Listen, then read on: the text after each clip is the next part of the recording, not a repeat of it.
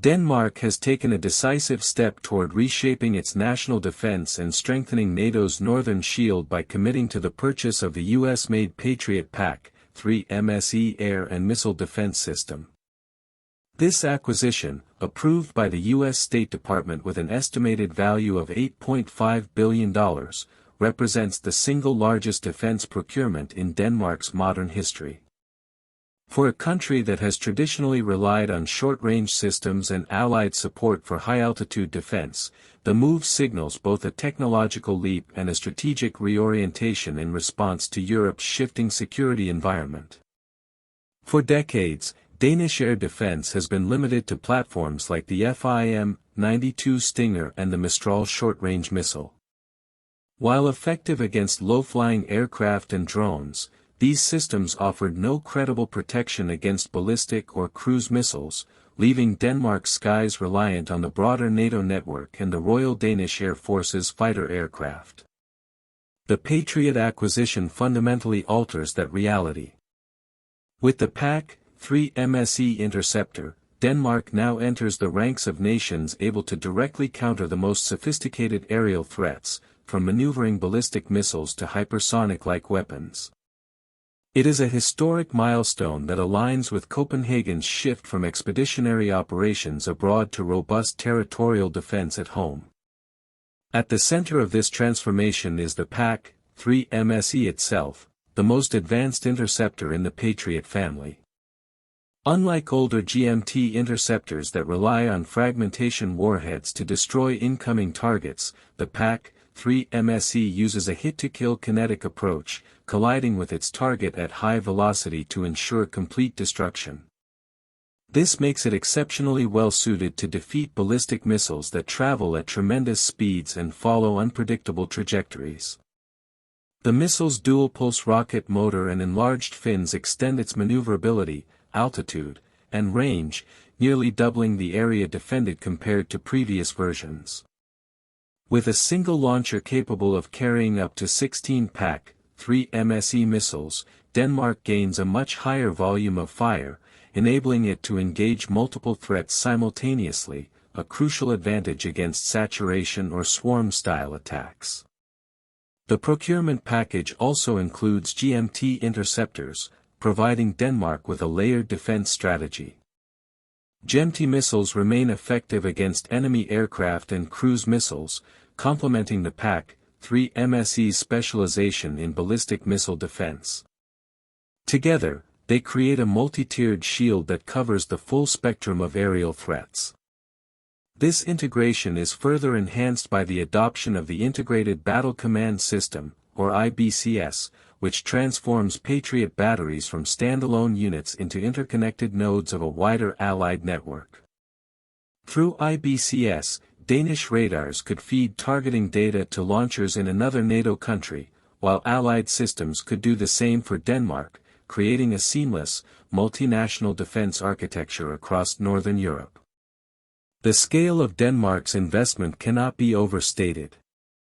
Beyond missiles and launchers, the package includes 2 N/MPQ-65 radar sets, 2 engagement control stations, 6 launchers, power generation units, and a wide array of support equipment.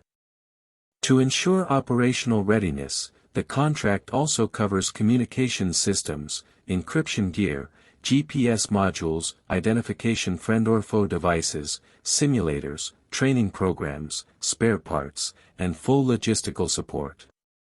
With this infrastructure, Denmark is not simply buying weapons but building an entirely new air defense ecosystem, capable of integrating with NATO's most advanced systems while remaining independently effective.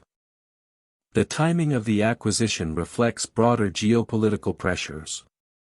Denmark occupies a critical geographic position at the entrance to the Baltic Sea and the North Atlantic, controlling access routes between Western Europe, the Arctic, and Russia's Kaliningrad enclave. In recent years, Moscow has expanded its missile deployments in the region, fielding systems that can target European capitals and NATO infrastructure with little warning. At the same time, the Arctic has become an area of renewed strategic competition, with both Russia and NATO increasing their military presence. Against this backdrop, Denmark's ability to intercept advanced missile threats within its own territory represents both a deterrent and a reassurance to allies that its territory will no longer serve as a vulnerable gap in NATO's collective defense.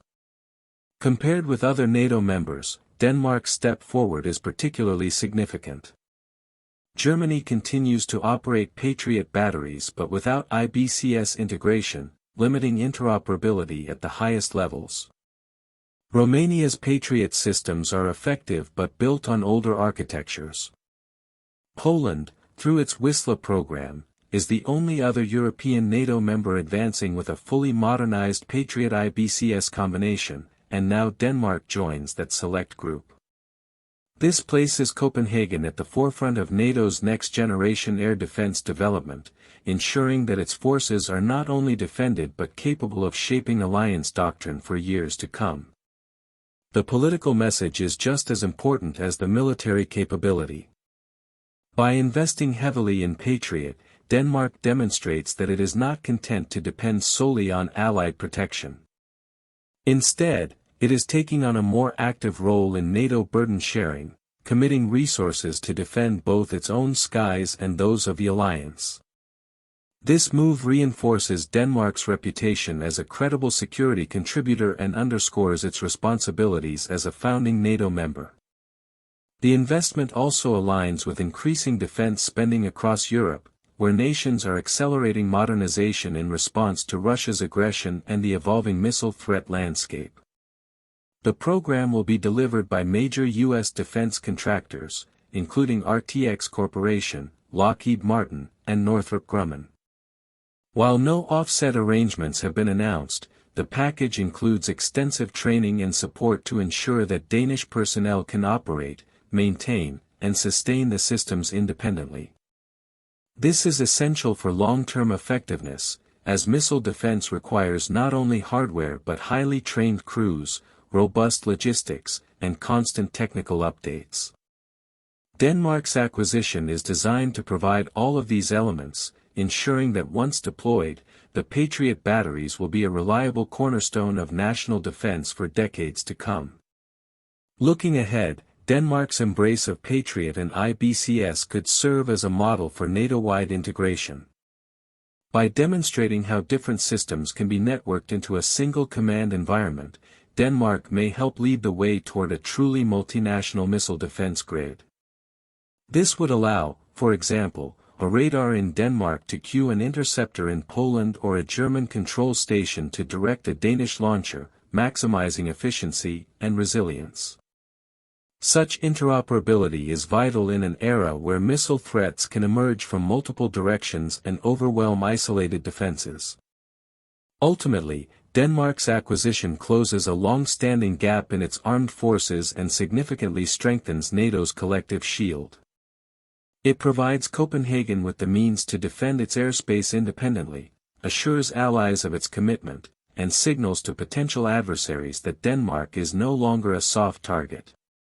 In a region where geography magnifies vulnerability, the arrival of the Patriot PAC-3 MSE represents not just a procurement, but a transformation of Denmark's role within NATO and a substantial enhancement of European security as a whole.